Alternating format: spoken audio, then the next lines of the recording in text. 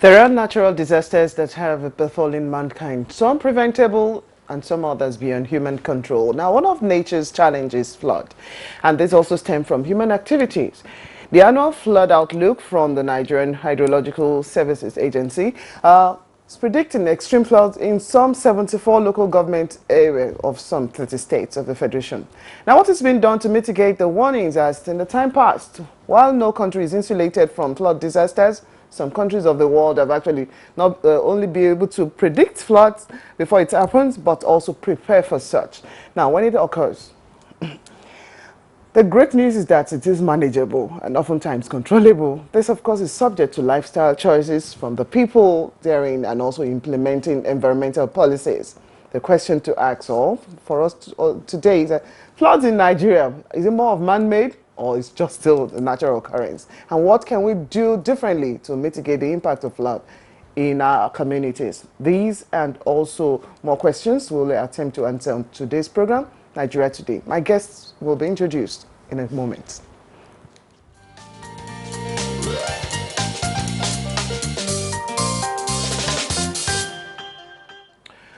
My name is Blessing Abu, and my guests, I'll get to introduce this. I would like to bring on and welcome Dr. Fodeke. He's a climate change expert. Victor Fodeke is one of our regular faces on the program, and I'm sure you're meeting him again in a very great mood because flood issue is definitely not to smile about. But then there are concerns. Welcome to the program, Dr. Fodeke. Thank you very much. Also seated with him in the studio, I'd like to welcome Florence Wenegeme. She is the Deputy Director of Forecasting, Response and Mitigation of FCT Emergency Management Agency, that's FEMA for short. Welcome to the program, madam. Thank you very much. Good evening, viewers. Yes, before we begin the discussion here in the studio on mitigating the impact of flood, let's quickly get to the street to find out just how much Nigerians are talking about flood prevention and preparation.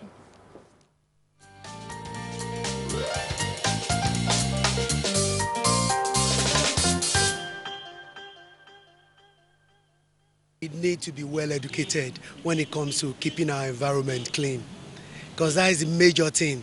Most of us, especially we Nigerians, the way we do our things, the way we keep our gutters, it's not good. There should be synergy between the appropriate authority handling that and the citizenry. When I reached the village, I saw some flooding. Look at people there, look at some gutters. In fact, there's even bad road.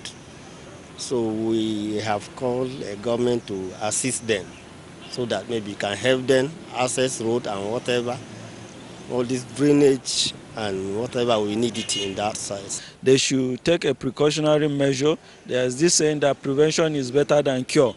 They mustn't wait until it's happened. Let them find a way of relocating, and then also they should try to improve the drainage seasons around their area in order to prevent this. First, they should stop throwing refuse into drainage system, the one government is able to provide for us within where we live, so that when this rain comes, it will have easy passage.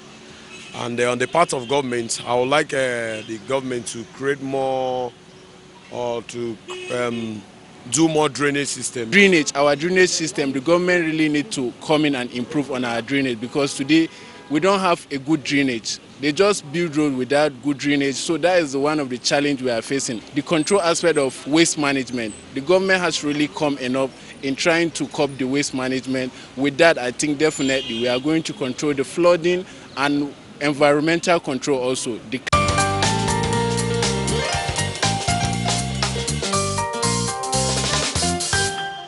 Yes, views from the street, diverse opinion, and I'm sure my guests too are bothered about some of their comments there. Okay, let's begin with Mrs. Wenegeme, your Deputy Director of Forecasting, Response and Mitigation. Yes, of course, the forecasts come from time to time. I just said something about the annual flood outlook from Nigerian Hydrological Service Agency. Of course, NIMET will have their own. And it will appear as if, despite all those predictions, we'll still get caught unawares when this issue occurs. Why? Yes, the predictions come. They are only predictions. like that of NIMET this year, it's either neither here nor there. It's normal and below normal. That was their predictions, and people were warned. The same thing with Nigerian Hydrological Agency, because we work in collaboration with Nigerian Hydrological Agency and NIMET.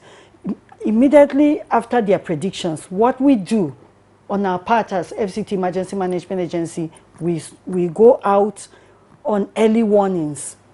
We try to warn all the residents of FCT. We move from one area council to the other, and then do some early warnings to make sure that they try to keep to the NIMET prediction and that of Nigerian hydrological predictions. All right. That's what we do. Okay. Dr. Fadeke, this is becoming a ritual. Well, And it's overwhelming what we get to see once these warnings are not heeded to. let me first of all commend NTA because you have been consistent in sending the message out clearly. And if I have the statistics right, you have over 50 million people that watch your programs. Am I correct? More than. Now, minimum of 50 million. Now, what the NIMET and hydrological agencies are doing, they should be commended. It is not different from what we have abroad. You have, first of all, an early warning system, as my sister has mentioned. That early warning system is what people wait for. You can see that the technological advantage they have in predicting some of those hurricanes, they now give them names: Hurricane Harvey, Hurricane Maria, Hurricane Katrina, Hurricane Joseph. They give them names because they know when they will fall. The cyclones or hurricane, whatever it is, they know their point, the exact position where it's going to happen. I have seen a situation in the last incident that they moved over 1 million people from a particular city, and they converted the 2 lanes of about six lanes and made everything to just be one way out. That you are on your own because you have been warned. This is going to happen, and when birds land at men learn to shoot without missing. They also learn to fly without perching. Is the normal slang I use here. It is only a fool that waits for disaster to happen before he starts running like a headless chicken. The preparedness is what should follow. When you have the early warning should follow a mitigation to identify what are the normal blockages. That is, the flood, when it comes, it has its own way. And if you have blocked that way by bleeding on the wrong places, and you have done something to make sure that the flood takes over your house, you are to blame. But one thing is that Nigeria, we should change the paradigm. Instead of flood control, we should learn to control flood. When flood comes, it is a blessing. People may want to take me onto this because it is plenty of water, which there is one embassy in Abuja here that has learned to control flood. All the rain that should have caused flood in the U.S. Embassy is now trapped in underground about 51 inches of rain. Okay. That is why the embassy, yes, that's why the embassy was given an award about 3 years ago, the first green embassy in Africa. They also have solar panels there too. I'm talking that because that is my passion. They save about 21 million naira every year instead of paying it to PHCN. That is because they have instituted that program there. So the water there is controlled. It's not flood control, but they control flood. Rain harvesting is another one. When rain falls, we know the channel, collect this rain and do some massive programs when it is going to be dry for irrigation, for aquaculture, for beneficial purposes for mankind. So when we see it as a disaster, it's the other side of it to see that if we control this like the Dutch people do, they learn to build places. Some sort of wetlands are opened up, some farmlands are opened up, so that the floods can go there. So is it that some of these opportunities you're talking about, is that we're not aware of such, or we just choose to disregard what we could actually do? I don't think they are aware. What is happening is that they need to redesign our cities, to redesign our communities, that we don't block this flow. Floods, you have come, we welcome you. We have a place for you to stay. And they collect the water there. In Holland, that's what they do. They have decided to, that's what they are applying in US right now, in sort of Texas and all those places.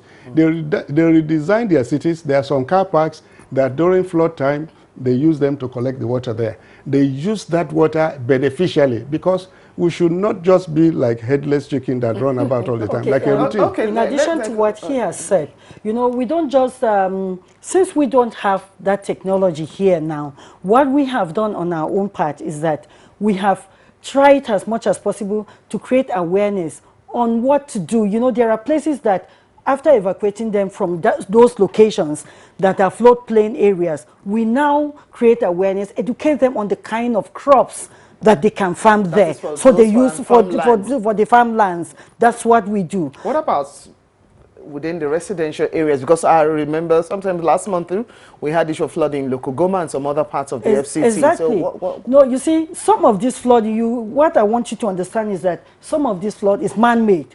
It's not natural.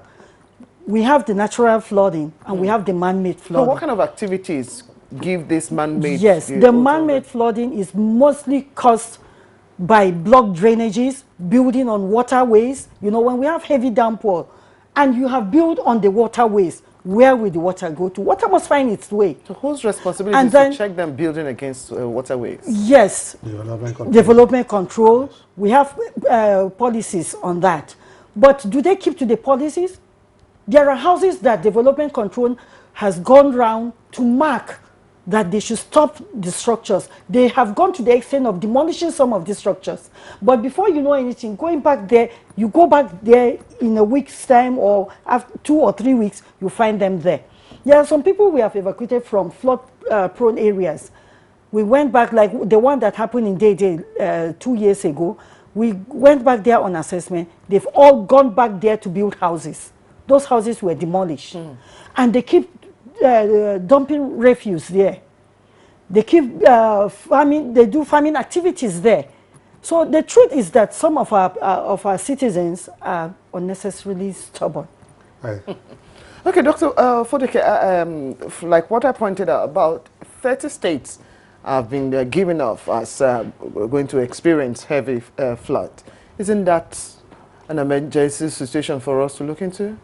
I believe this is a wake-up call. Apart in 2012, we had the first warning. To make reference, where we had that 2012, I was a victim of that. I was coming from a meeting on climate change, and I got to Lokoja and I met it practically. Now, I want to take us back a bit. Scientists, climate scientists, have predicted that the Earth is warming up, and the consequences of warming up of the Earth, you call it global warming. Yeah. If you want to deny it and say there's no climate change, this one will tell you that it really happens. Now, that there's going to be, the last 4 years have been the hottest. The implication of it is that you have areas will become wetter, some will become drier. Yeah. The sea, the North Pole ice is melting.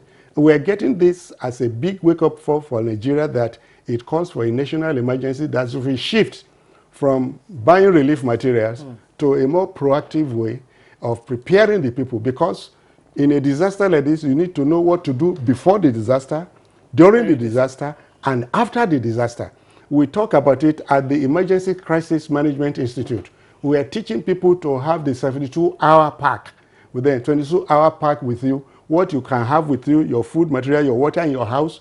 In your offices, you designated programs. In fact, in some schools, you should be having drills and simulation of what you will do during different classes of emergencies. When we do that one, this incident right now, there's a warning, there's a red card for Nigeria. You have about 274 local government areas will also be affected, apart from this over 70 we are talking about. Yes. This calls for a shift, for waiting for disaster to happen and buy relief materials. Let us break that circle. That circle of buying relief materials, we should put it at the brain and should go on to proactive preparedness, as my sister has said. When some of these things happen, the churches, the mosques that are on the high ground should be a place to hold the people, schools, and all the rest. That's what they do, other countries, that at this period of time that people should be prepared to have their 72-hour pack with you. Your food you will eat for 72 hours and water, your certificates, all your all your credentials, they are with you. You don't leave anything on the ground before you sleep. Anytime you want to sleep, pack it away. When the flood comes, you won't know, you find all the things floating. So what you need to do is to prepare this country according to the Emergency Crisis Management Institute, which I am one of the distinguished something there, for us to teach us that let everybody, before 72 hours are very critical, before help comes, what should be done? We also trained first responders. Those are the people who are in the first in saving lives. Let this experience of this year be that we have a national task force, that the government should set up a national task force of preventing the loss of one person. No one should be left behind. If anybody dies this year, it will be a shame if we let it happen again. Because people have been dying, and we know they will die. But this year, they will not die. And I just hope that all tiers of government and the private sector will come in, so that we put all hands on the deck, that we leave no one behind. Everybody knows what to do. You have your park ready, you have cleared your revenue, and they declare that every week there should be clearing of gutters and sort of drainages. The 1 month sanitation thing should be reintroduced. Yes, once we get back from this break, because you're going on a break now, what each state, especially those that are being indicated in the forecast, what they should do for those coastal areas, and of course some of the other parts of the upland area, what they should do differently, at least we'll get to know. And what FCT2 is injecting in its own package. I'm sure people want to know more about that. We'll be right back on the discussion preparation for flood on Nigeria Today.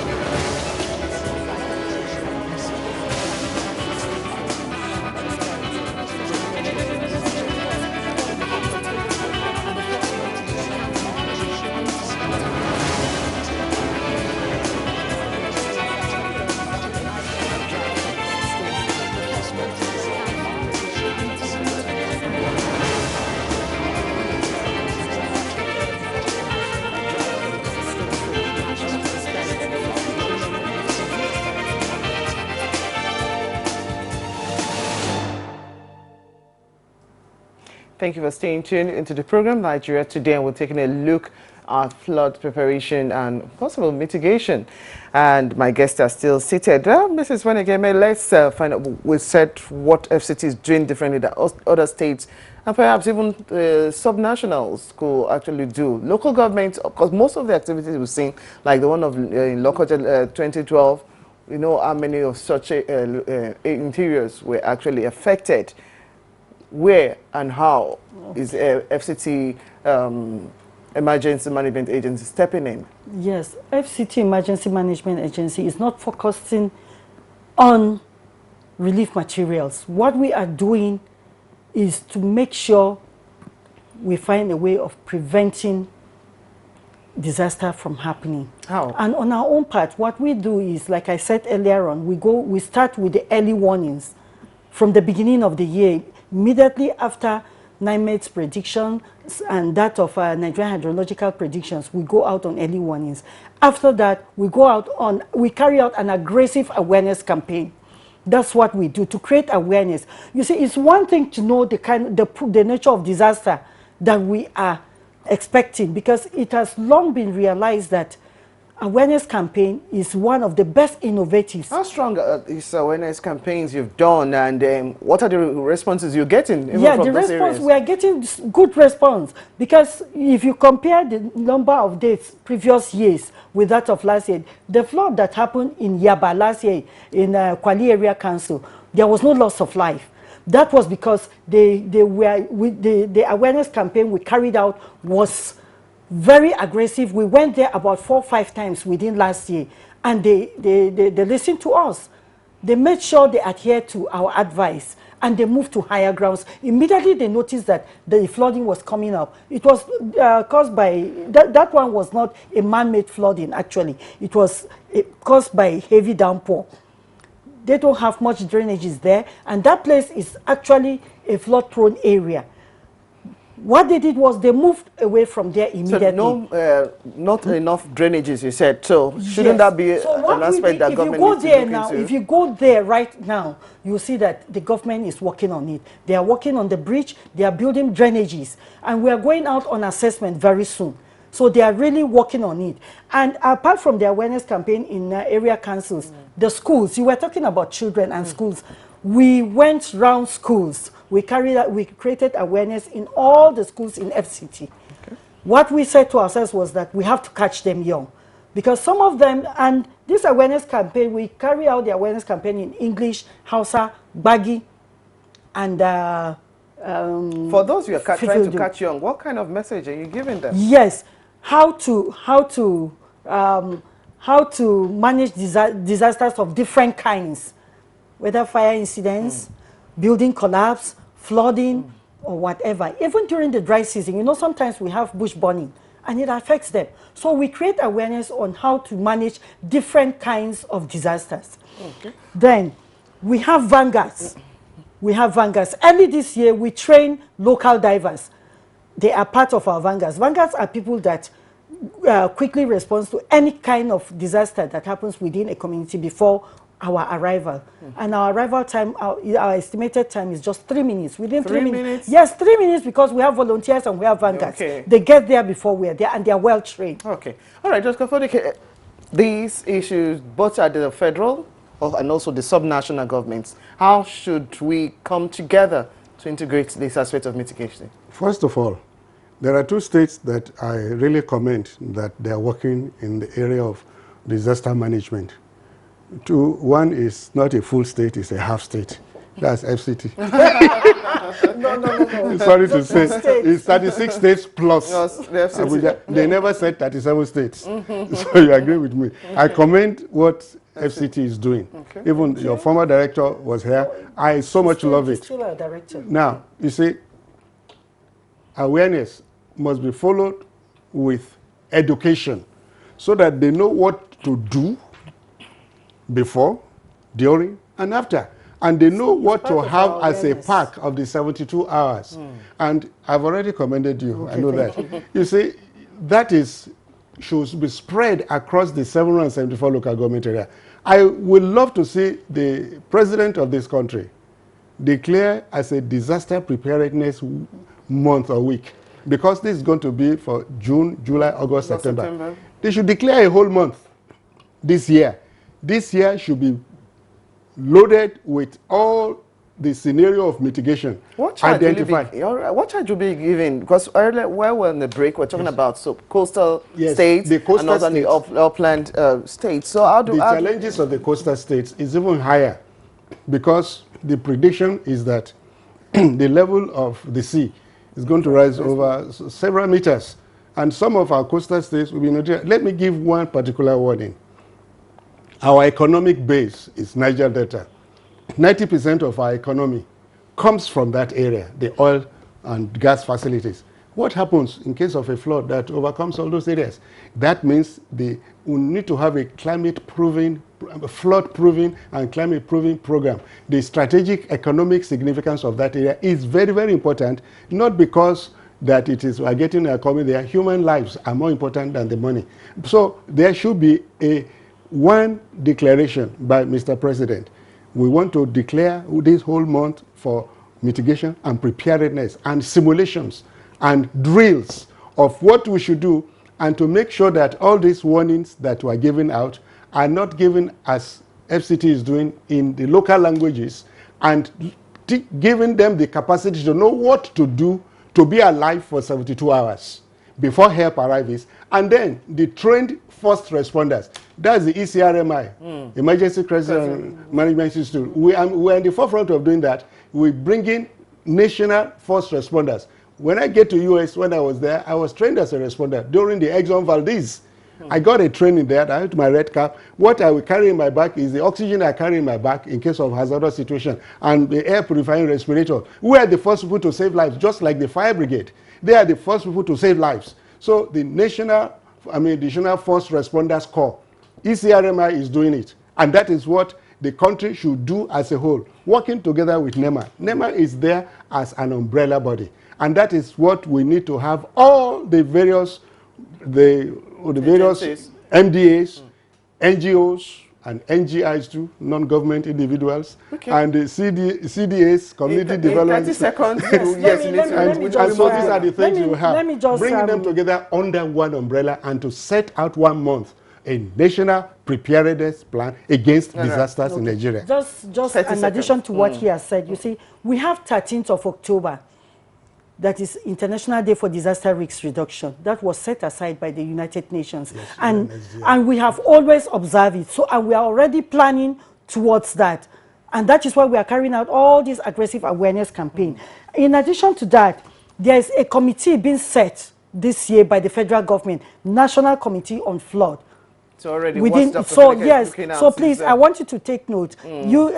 I think a lot of people don't know about it. Okay, so now I'm creating awareness. I'm now informing you that has been put in place. So we call all the states. All the states were here in Abuja 2 weeks ago, and we now gave. In fact, FCT in particular, FCT Emergency Management Agency. I was there in person, and I now gave them some tips of what we do in FCT. You're on course. Okay. Yes, we are on course. And that will be all. Yes. No, NTA should be in the forefront of this media awareness. This is what we are doing already. That is given a higher role, including all the media houses, print and electronic, social media. We should get everybody on board. Climate change expert, Dr. Victor Fodeke, thank you very much for coming on the program. I also like to appreciate the Deputy Director of Forecasting, Response and Mitigation, FCT Emergency Management Agency, FEMA. Mrs. Florence Wenegeme, thank you very much for coming to the program. Thank you. And we also appreciate your joining us on Nigeria Today. Monday is another time to join us for another interesting edition. My name is Blessing Abu. Enjoy the rest of the day.